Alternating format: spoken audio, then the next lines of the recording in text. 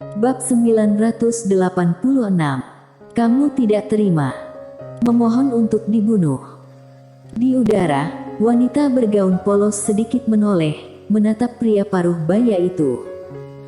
Dan saat ini, suara lantai ke-9 tiba-tiba terdengar dalam benak Mile, si bodoh ini. Bukankah lebih baik hidup? Wanita bergaun polos memandang pria paruh baya. Pria paruh baya tertawa terbahak-bahak, bukankah Anda ingin membunuh kami semua?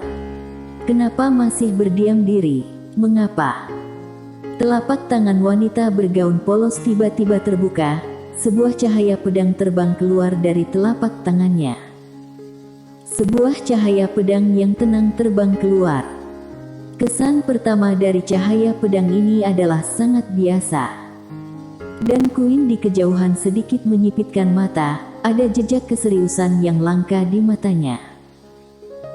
Di kejauhan, ketika pria paruh baya melihat pedang ini, ekspresinya juga menjadi serius. Dia tidak bisa merasakan kekuatan cahaya pedang ini, dan oleh karena itu dia menjadi serius. Tidak berani gegabah. Pria paruh baya itu membuka telapak tangannya, sebuah perisai hitam muncul di tangannya. Kemudian energi hitam yang tak terhitung jumlahnya menyembur keluar dari tubuhnya dan akhirnya berkumpul di dalam perisai hitam. Boom! Raungan monster liar tiba-tiba keluar dari dalam perisai hitam, kemudian kepala monster ganas keluar dari perisai hitam, namun hanya kepalanya yang keluar, tubuhnya tidak keluar. Monster itu memandang dengan ganas ke arah wanita bergaun polos, membuka mulutnya dan meraung. Saat ini, bumi bergetar. Melihat adegan ini, wajah Mile menjadi serius. Perisai ini sangat kuat, takutnya tidak akan jauh lebih lemah dari armor naga apinya. Saat ini, Queen di samping tiba-tiba berkata, armor perang monster langit, ada monster langit di dalamnya, armor ini tidak lebih lemah dari yang kamu pakai. Di tangannya, kekuatan benda ini telah meningkat setidaknya beberapa kali lipat. Dia mengorbankan armor ini, pada dasarnya berarti tak terkalahkan. Tentu saja, kali ini dia salah. Di kejauhan, wanita bergaun polos datang dengan cahaya pedang. Monster perang langit itu meraung lagi, dia langsung menggigit cahaya pedang tersebut. Dan ketika mulutnya bersentuhan dengan cahaya pedang, pupilnya tiba-tiba menyusut, kemudian pedang itu melintas melewati tubuhnya tanpa suara, dan perisai itu juga hancur dalam sekejap. Melihat adegan ini, wajah pria paruh baya itu berubah drastis. Dia tiba-tiba menyilangkan tangannya, kemudian mendorong ke depan. Namun, pedang itu memotong kedua lengannya tanpa halangan, akhirnya menebas melewati tenggorokannya. Kepala pria paruh baya itu langsung jatuh dari lehernya, bersamaan dengan darah, kepalanya berguling beberapa kaki di tanah. Pada saat ini, di tempat menjadi sunyi seperti membeku. Satu tebasan pembunuhan instan. Tenggorokan Mile berguling, dia tiba-tiba merasa bahwa armor naga apinya hanya begitu saja. Francisca terus menatap wanita bergaun polos, dia memegang erat pedang ether dan pedang besi berkarat di tangannya. Queen yang di samping tampak lebih tenang. Dan wajah tetua istana Yama, Raja Istana ke-6 sudah pucat saat ini. Dia tidak pernah berpikir bahwa pria paruh baya ini akan dibunuh instan. Ini adalah Raja Istana ke-5. Kemampuannya di istana dapat menempati peringkat 5 besar, tetapi dibunuh instan begitu saja. Ini adalah pembunuhan instan. Dan wanita di depan ini sangat jelas bukan tubuh utama. Pada saat ini, istana Yama sangat hening, bahkan tidak ada yang bernapas. Wanita bergaun polos memandang Mile. Mile segera tersenyum dan berkata, kenapa kamu keluar kali ini? Wanita bergaun polos berkata, ingin melihatmu, jadi datang ke sini. Mile. Wanita bergaun polos memperhatikan Mile dan sedikit mengangguk, termasuk bisa, namun masih belum cukup, pedang belum memasuki alam biasa, akan kehilangan substansi aslinya, harus bekerja keras. Miley mengangguk, aku akan bekerja keras. Sambil berbicara, dia ragu sejenak, kemudian berkata, banyak dari mereka mengatakan bahwa aku memiliki banyak sebab akibat, apa maksudnya ini? Wanita bergaun polos memandang Miley dan tidak berbicara. Miley berkata dengan lembut, apakah tidak boleh dikatakan?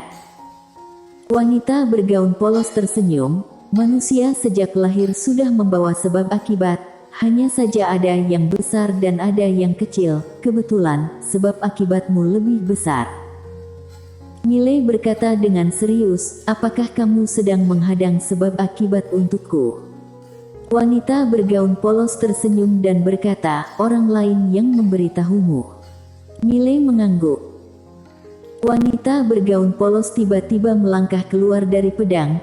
Dia berjalan perlahan ke hadapan Miley, membelai wajah Miley dengan lembut. Dunia ini sangat rumit, kamu tidak perlu terlalu banyak berpikir, hiduplah dengan baik, tentu saja, kamu harus bekerja keras untuk menjadi lebih kuat.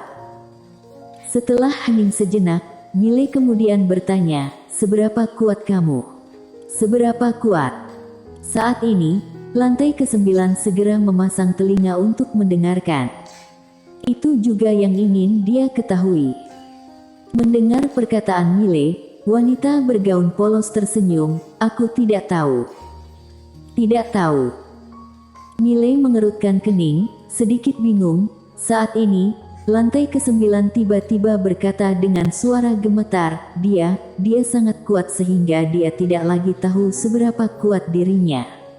Ya Tuhan, Miley. Saat ini, wanita bergaun polos menatap perut Miley, senyumnya tiba-tiba menghilang. Jelas, dia menyadari lantai ke-9. Seolah merasakan bahaya, lantai ke-9 segera berkata, bocah, cepat, katakan padanya bahwa aku sangat baik, aku adalah orang baik, cepat katakan padanya. Miley tidak berdaya, senior, kamu terlalu tidak memiliki sikap seorang master. Lantai ke-9 berkata dengan marah, nyawa atau sikap lebih penting. Miley. Wanita bergaun polos menatap Miley, apakah dia patuh? Miley ragu sejenak, kemudian berkata, dia tidak patuh. Sinar cahaya pedang tiba-tiba muncul di telapak wanita bergaun polos, lantai ke-9 merasa ngeri, dan saat ini, Miley kembali berkata, dia sangat mencolok, namun dia tidak pernah memiliki niat jahat terhadapku. Dia juga banyak membantuku, bagiku, dia adalah orang yang baik. Wanita bergaun polos sedikit mengangguk, sinar cahaya pedang di tangannya menghilang dengan tenang. Saat ini, lantai ke-9 menghela napas lega, saudaraku, lain kali tolong selesaikan pembicaraanmu sekaligus, atau akan ada yang mati. Miley tersenyum, kemudian dia menatap wanita bergaun polos, bagaimana aku harus menyapamu? Wanita bergaun polos terdiam. Miley berkata dengan lembut, memanggil senior kah? Wanita bergaun polos menggelengkan kepala, Kirani saja. Kirani. Lydia. Miley terlihat sedikit aneh. Saat ini, wanita bergaun polos berkata, aku dan dia adalah satu kesatuan, nama Lydia hanya dia yang pantas menyandangnya. Sambil berbicara, dia menatap Miley, dia telah berkorban banyak untukmu. Lydia. Miley berkata dengan serius, apakah dia akan muncul lagi? Wanita bergaun polos berkata dengan lembut, jangan memikirkan hal-hal yang sudah berlalu. Ekspresi Miley menjadi suram. Wanita bergaun polos berkata, ada lagi yang mau ditanyakan. Miley berkata, sepertinya ada belenggu 5 dimensi yang akan datang, benarkah itu? Wanita bergaun polos mengangguk, benar. Miley berkata, apakah sangat hebat? Wanita bergaun polos berkata, mungkin banyak orang yang akan mati. Miley menatap wanita bergaun polos, bisakah kamu menghentikannya? Wanita bergaun polos menggelengkan kepala, beberapa hal tidak bisa diselesaikan dengan pedang. Ada banyak jenis belenggu. Belenggu surgawi dapat dihentikan oleh tenaga manusia, tetapi belenggu hati manusia tidak bisa diselesaikan dengan pedang. Sambil berbicara, dia menatap Mile. Belenggu belum tentu buruk. Setiap akibat pasti ada penyebabnya. Belenggu apapun bukan tanpa alasan. Mile tersenyum kecut. Aku tidak terlalu mengerti. Wanita bergaun polos berkata dengan lembut, jadilah dirimu sendiri. Sambil berbicara, dia melihat sekeliling, kemudian berkata dengan lembut, tempat ini terlalu berbahaya bagimu. Perlukah aku membunuh semua orang di tempat ini? Mile. Lantai ke-9 tiba-tiba berkata dengan suara gemetar, aku. Wanita bergaun polos menatap perut Mile, apa yang ingin kamu katakan? Lantai ke-9 segera berkata, tidak ada yang ingin kukatakan. Tepat pada saat ini, Queen di kejauhan mendadak berkata, tidakkah terlalu kejam jika Anda berbuat seperti ini? Wanita bergaun polos memandang Queen, kamu tidak terima. Mile. Queen menatap wanita bergaun polos, sejujurnya, aku tidak bisa mengalahkanmu. Wanita bergaul polos berkata, kalau begitu diam. Queen terdiam. Mile dan yang lainnya tidak tahu bahwa ini adalah orang pertama selama bertahun-tahun yang berani berbicara dengan Queen seperti ini, dan dia tidak berdaya. Saat ini, Mile dengan lembut menarik lengan baju wanita bergaun polos, kemudian berkata, dia sepertinya tahu banyak hal, bahkan tahu tentang kamu. Wanita bergaun polos menatap Queen, dia tidak mempedulikan Queen, malah melihat Francisca yang ada di samping Mile. Francisca mundur selangkah tanpa sadar, tetapi segera, dia maju selangkah lagi. Wanita bergaun polos memandang Francisca, Francisca juga memandang wanita bergaun polos, kedua wanita itu saling bertatapan.